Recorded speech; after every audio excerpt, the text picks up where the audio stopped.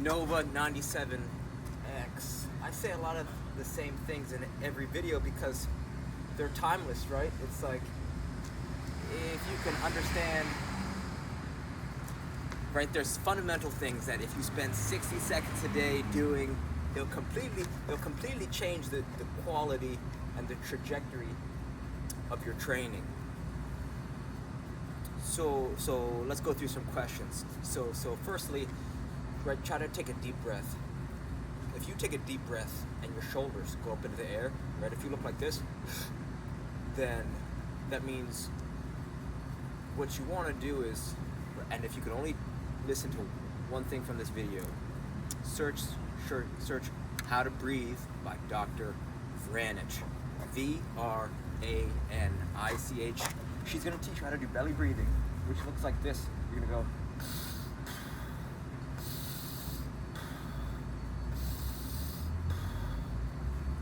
Why this is important, especially for soccer players, is because it uses less energy, right? Breathing with your belly uses less energy than breathing with your shoulders, which means if you could create this slight change just in the way you breathe, it's gonna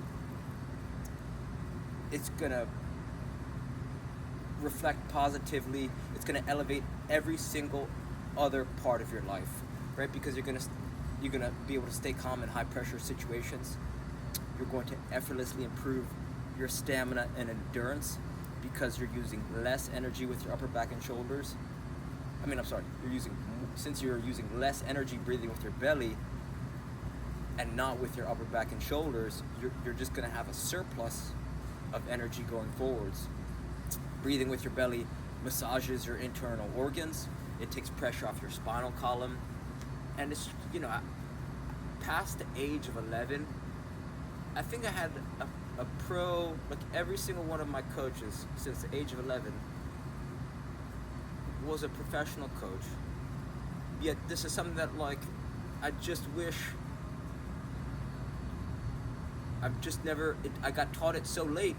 You think of like 27 years of trying to, of just playing, someone would have just mentioned it. So that's why I'm talking about it, and that's why I say it in almost every video, because once you lay it down, they say a pyramid is only as tall as its base. So if you can lay down that foundation for breathing, it'll completely change everything. Winger. Oh, so that's step one, because it's going to help you stay relaxed, right? What they don't tell you is that your ability to raise your training intensity during practice and personal individual training, if you can train at a higher intensity but also stay relaxed, which that belly breathing is going to help with, then when you step into the game, right, there's some type of quote that goes, bleed in training so that you sweat in the match, or it's like you have to make it, the training, so hard that when you play against opponents, it's just no competition.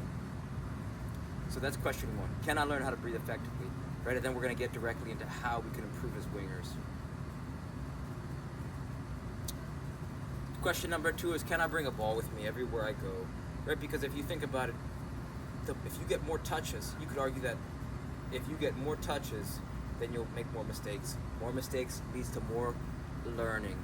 Right, so just by bringing a ball with you, you unlock more opportunities for touches before work, after school, picnic, vacation, barbecue. The ball becomes a signal to the world that says, if you're a soccer player, if you a football player, even a fan, right? I've had conversations with people, and they'll say to me, "You should check out this player, or check out how this player was a great dribbler, or check out this person's training." And I've just noticed that whenever I've listened to the advice, I've never regretted. So bringing a ball with you allows you to, it opens up opportunities that are unexpected, and it's just a great way to make friends. It's like anytime I've traveled internationally or within the States and brought a ball with me, and people see that you're just enthusiastic about dribbling, juggling. I just came back most recent trip to Sicily, and just dribbling in the street, I must have been stopped. You know, I couldn't go anywhere and not get stopped while dribbling or juggling. So the question number 2 is, can I spend more time? Can I spend more time? Can I bring a ball with me everywhere I go, so that you could just have more fun, right? So what starts to happen is that you take this idea of training, whether at a gym or the field, and you make it perpetual. And what it does is, I think it helps players become more relaxed, right? Because you said you're not locked in. It felt like you weren't locked in, and that, right? So the idea is to get into like this flow state where you're just breathing. You're super relaxed. You're making mistakes, but you're not getting mad about it. You're connecting passes, and you're seeing plays before they happen, right? So I think the way to do that is, the question number 3 is, can I start to get to games, practices 5, 10, 15 minutes early, even 60 seconds early?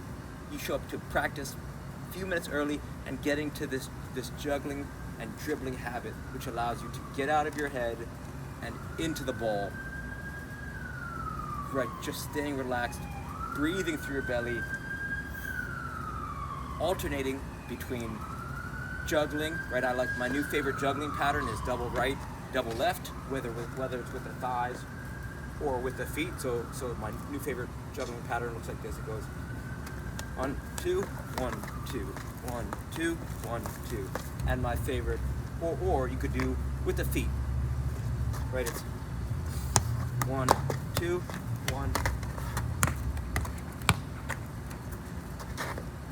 Right, it's 1, 1, 1, 2, 1, 2, 1, 2, 1, 2, 1, 2. So twos, right? Twos on each side. That's my new favorite juggling pattern. And in terms of dribbling, right? If you practice this one sequence, it's called the Tom Turnbull dribbling sequence. It looks like this. You go. Outside, outside, inside, outside, inside, outside, outside, inside, outside, inside. And the reason why this is so powerful in terms of improving your dribbling abilities is because it's a rhythmic pattern. It allows you to improve dribbling with very low effort. Right? A lot of players, when they're dribbling, they think too much about it. What this is going to allow you to do is to dance around defenders and be more relaxed on the field. It's going to allow you to get your head up and make better passes, see time and space more clearly. And if you can get your head up and be a more effective dribbler, this is going to unlock better passing abilities. This is going to unlock better, right? You're going to put better shots on goal. So you start showing up to games and practices a few minutes early. Get into the habit. 60 seconds a day, juggling, dribbling. If you can do that for 16 days straight, you build the habit, and you'll do it for the rest of your life. So training is going to start to become effortless and joyful, just with 60 seconds and bringing a ball with you everywhere you go, right? Tennis ball, size 1, whatever you have. Question number 3. Winger. Winger. Winger. Winger. Power posing, just by doing some. If you okay, so question number 3 is, or it could be question number 4. Question number 4 is, can I learn how to do Amy Cuddy power posing? And why this is relevant is because it's gonna just change. It's gonna change how you operate on the field, right? If you can learn this, what's up, Kurt? Get that! You know that's right. If you can boost your testosterone and lower your cortisol just through raising your hands above your head, and it's an effortless, right? They say people who are blind at birth, and they win a game or a competition, their hands, right? their hands will automatically shoot up into the air. So the whole point is, You got it, baby. you know that's right. I love you, Alex. So the idea is that you can effortlessly change the way that not only how you're perceived on the field, but it's like it's an animal kingdom when you see animals expand themselves, they're getting wide, right? It's a power pose for a reason, and it's because it shows your lack of fear. And even if you pretend, like even if you're in, right, so even if you're in nervous situations, even if you are feeling not relaxed in the moment, this is something that you can do. I do this before interviews. I do this in high pressure situations. I do this before free kicks, penalty kicks, corner kicks. I used to do this before econ exams my senior year, and if I only had 3 exams for my senior year econ class, and if I failed one of them, I would fail the class. If I failed the class, I wouldn't have graduated. So it was a do or die situation, and this is, I think, the secret to why I passed the class. I think I got a C plus or something, I think I might have got a B minus. But the whole point is, just by raising your arms above your head, you can completely change you lower your cortisol and you raise your testosterone, right? You lower your stress hormone and raise your testosterone effortlessly. Question 4 or 5 is winger. Oh, cold plunging, cold showers. This is, I'm gonna assume that you have access to a shower before, like, at your wherever you stay, or at your gym. So if you can hop in, like, if you can wake up and hydrate, this is, if this is relevant to a high school player, this is relevant to a middle school player, this is relevant to a college player. Even in college, I had access to showers, and if I would have just before practice or before games hopped in a cold shower for 60 seconds, dried myself off, and got changed and went out to play, it would have magnified my effort. Ayudas. It would have multiplied my efforts. It would have multiplied the effort that I was already doing anyway, and it would have taken me not even 2 minutes to just jump in a cold shower. Right, that cold water is going to hit your skin, your fight or flight. Your fight or flight system is going to get jacked up, so the challenge is to let that breath settle, breathe through your belly, keep that face and shoulders relaxed, arms up in the air, power posing, and you don't have to. You could start with a warm shower and just finish with slightly colder, and slowly start to, right, you create this progression, right? It's maybe you have a super cold shower. You don't have to go all in, right? You're not trying to hit a home run. You're just trying to hit a single, which means you get maybe a little bit colder and a little bit colder and a little bit colder, and then before you know it, you could really challenge yourself, right? A cold shower is just not enough to get a stress response, because what you're doing is practicing staying calm through that stress response. So you want to search Wim Hof, WIMHOF, benefits of cold showers. There's just so many. I'm just gonna stop talking about it. Right. So this is something that I wish I had. This is just stuff I wish someone would have told me when I was, when I got the soccer bug, 11. Freshman in high school, freshman in college, simple stuff, right? Just jump in the shower, and then a hot shower before bed. A cold shower in the morning, hot shower before bed, and that's gonna be conducive for great sleep. And you want to make sure you hydrate before you hop in that hot shower or hot bath, so that you're not dehydrated before bed. Right, stop eating. It's 3, 2, 1. 3, 2, 1, 1. don't eat 3 hours before bed. And the reason is because eating turns on your digestive system. If you want great sleep, you want your heart rate to get low. So don't eat ideally 3 hours before bed. Don't drink water 2 hours before bed, even though I struggle to do that. And then try to stay off your cell phone 1 hour before bed. If you're letting calls and texts disrupt your deep sleep, if you're sleeping with the phone right next to your head in the morning or just through the night, right? Cell phones have a level of radiation it's been proven that when you keep cell phones on your body, whether it's in your pocket or next to your bed, it lowers your testosterone. It's not good. So you don't want a cell phone touching your body ever, ideally. So keep that in mind. If you're spending time sleeping with a phone, if a phone's blasting you with light when you're supposed to be in deep sleep, that's not good.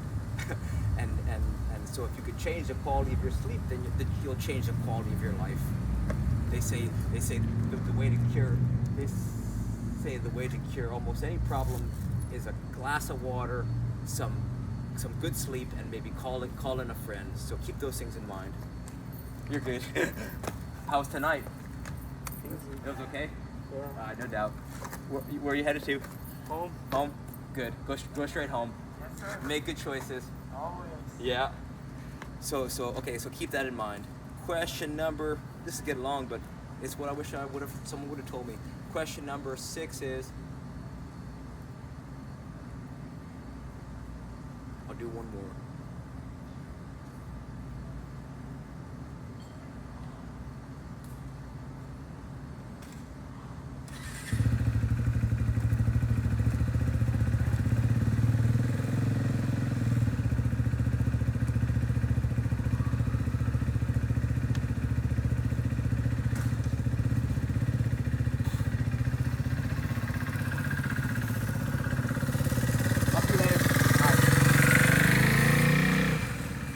Question number 6 might be 7, and this is the last one, I promise. Well, I gotta do 2. I say the same thing in every video. Some videos get more of them, some get less of them. But since you're a winger, right? It's like this is a 2-part answer. It's so there's a quote that goes, soccer players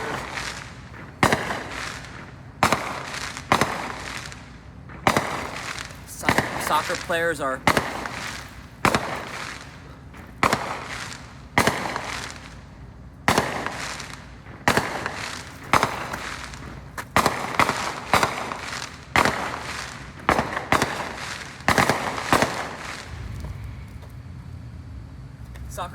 humans first, soccer players second, which means if you can improve the quality of your movement as a human, it's going to allow you to be more efficient, more effective on the field, which is going to make you more dangerous. So a tool that I wish I knew about years ago, right, is an RMT rope. And it's not about the rope itself, it's about what it allows you to do. So if you don't have a piece of rope, as long as you are tall, right, $10 from your local hardware store, you can use a men's tie. You can tie 2 shoelaces together. You can cut a towel in half long ways. And so you want to search David Weck, W-E-C-K, RMT rope. Because since the body's connected from fingers to toes, it's going to allow you to get a better understanding of where your body is in time and space. And since it's lightweight, portable, and cheap, it's like having a soccer gym that you can fit in your pocket and bring with you everywhere you go for the rest of your life. So that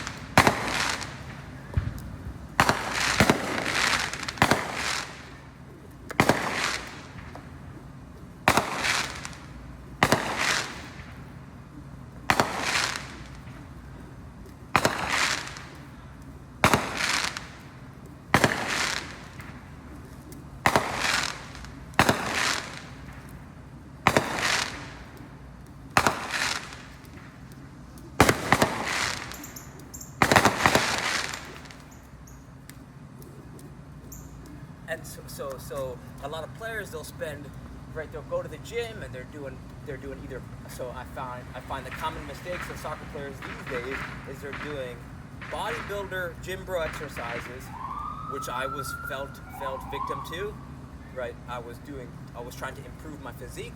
I would call it soccer training, but it would make me slow, and it wasn't. I knew it was the wrong thing to do, but I still did it anyway because I just wanted to look strong, even though it didn't transfer to my soccer game. Okay, so they've spent too much time doing gym bro workouts, and they spend too much time running in a straight line on a treadmill. And when you go to the gym, right, you think about it, assuming that you're driving there, and even if you're biking there, if you go there and spend too much time or any time at all doing the wrong thing, not only will you not get better, but it might make you worse, right? So this is something that it requires. You don't need a gym membership, but it's also about time economy, because it's not about what you're doing, it's also about what you're not doing. So this is why it hits. This is why it hits this trinity. It saves you time. It's hyper effective. It's hyper portable, and it's hyper efficient because you could do this. You could do this before practice. You could do this before games. You could do this everywhere you go. So and what this allows you to do is spend less time going to the gym and doing ineffective training. I just noticed that as I learned this alternating underhand sneak, my juggling improved, and when my juggling improved, that improved my dribbling, my passing, my shooting, right? So it goes underhand swing, right? You go traditional jump rope goes forward. Underhand swing is the opposite direction. Reach the arm around behind the back, elbow to the forearm, to the wrist, to the double handles, to double behind the back. And then from here, right, to learn the alternating underhand sneak, that's what David Weck says. If you can only learn one rope flow pattern, this is what you got to do right here. It took me 3 days to drill this over and over and over, double behind the back. Because from here, once you drill this over and over, what's going to happen is it's going to allow you to go. It's going to allow you to go from this. You go here, here.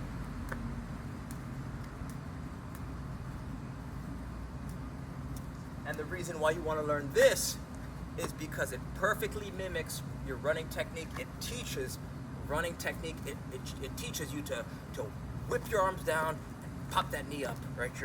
You're whipping down and it's creating this, right? It says whoosh. And so it's low impact too. So you'll find a lot of players are overworked and undertrained, which means they're always getting injured. And so this tool becomes a diagnostic, right? You start to feel tension in your body. It allows you to rehab faster than you would with any other tool, because you can start to, right? Let's say you have a broken forearm and you have a tweaked hamstring and you broke your toe and you have shoulder pain on this. Let's say it's all the left side, right? So you could start to put 99% pressure on this side, on this leg, and then you could put 1% on here, and then slowly go 2%, 98, 3, 97, right? So it becomes this great rehab tool that you don't need a lot of training to really utilize. And since it gets the blood flowing, it helps you stay relaxed, right? They say if the brain, right, if your head's cloudy, you gotta move the body. It's like, it's hard to feel mad after yoga, or it's hard to, it's hard to be, it's hard to be angry after you take, a nice 15-minute walk or something like that. So I've been thinking it becomes a device for hope, right? Because a lot of players who are injured, or let's say you've had serious surgeries, which I've had in my day, right? I broke my cheekbone, I broke my orbital, I've broken my spine, I had a high-grade hip flexor injury, all which made my mental state not joyous. So what this does, this RMT rope, it acts as a vehicle for joy, right? Because it shows you that even if you're injured, even if you're in a wheelchair, right? Even if you're one-armed, I don't know what you could do if you have no arms at all, but maybe you could swing it with your teeth. But that's besides the point. It's a low-impact way that anyone can start to move and swing their body, right? It was invented by Sugar Ray Leonard, and David Weck also took inspiration from Buddy Lee, right? So it's Buddy Lee and Sugar Ray Leonard and David Weck is the pioneer. So I'm not even gonna get into the other. Be here now. The pain is the gift. So I'm not even gonna get into the SKLZ solo kick trainer for $26 that will allow you to cram months of training into days or weeks. But what I will say is that if you've got any questions, feel free to reach out. 508-505-1180.